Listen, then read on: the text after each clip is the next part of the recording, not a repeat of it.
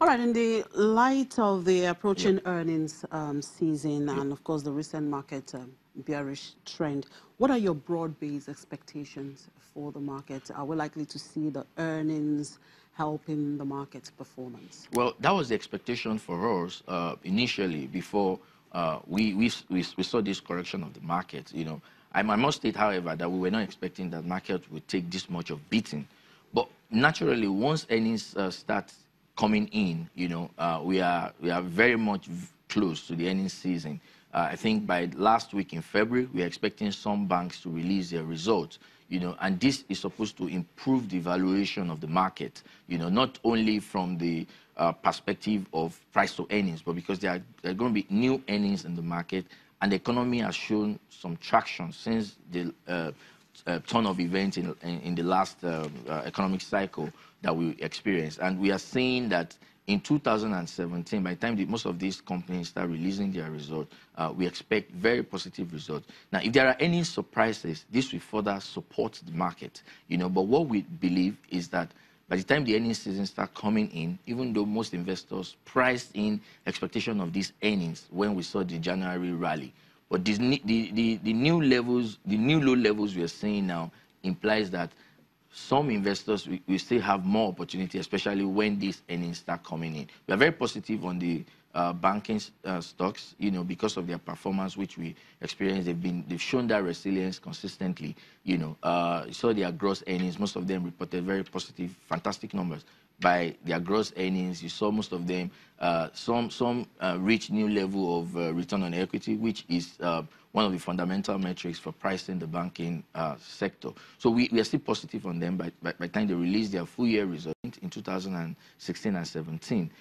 But because the economy is also recovering, most of the very toxic assets which were booked within the oil and gas sector, we've seen a recovery in global oil prices. We are expecting that there will be some right back, and all of this right back can, generate some earnings surprises, which most investors, will take advantage of.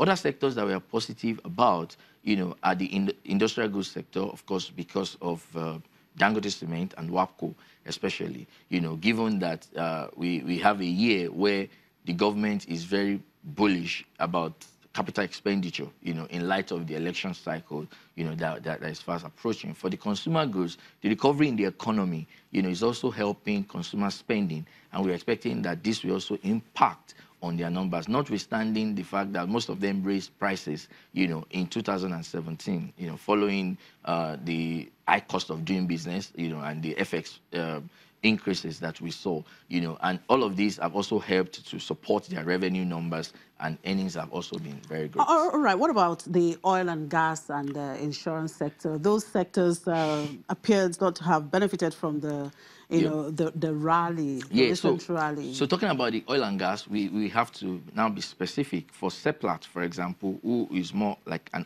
upstream player, they have enjoyed part of investor blessing in terms of market movement. You saw that if you analyze Seplat year to date, even in the January rally, they benefited a lot because we saw some strong momentum in global oil prices before this recent correction.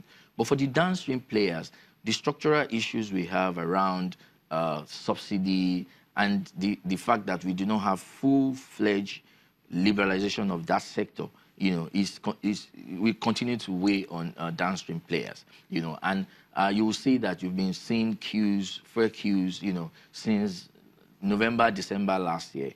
This is not expected to change because what is happening in that sector is you've seen most of the fundamental metrics for pricing have moved, but market price has remained at that same level because, of course, government is trying to be concerned, about people's welfare, But until we see a market-friendly decisions that are going to drive that particular sector, we expect the sector to still continue to drag. But for the upstream players, of course, their performance will be tied to movement in global oil prices. What about insurance? So in the insurance space, the general issue will be some of the regulations, insurance penetration in the country, which is not as strong. We still need very strong regulations to support insurance business, Nigerians don't have insurance culture, and in that light, the insurance companies too, some of their balance sheets are not able to underwrite most of the big risk, especially in the oil and gas sector, because you're talking about risks that are, dollar denominated. Most of them, that's why you see the likes of AXA Mansard having foreign footprints, helping them to, take up some of these risks. So there are a whole lot of issues that need to be addressed in the insurance space sector before we see a positive market. Okay, so what investment strategy would you advise investors to adopt in 2018? So in 2018, investors have got to be very active. One of the things which we highlighted in our 2018 outlook was to tell investors that you have to be very active.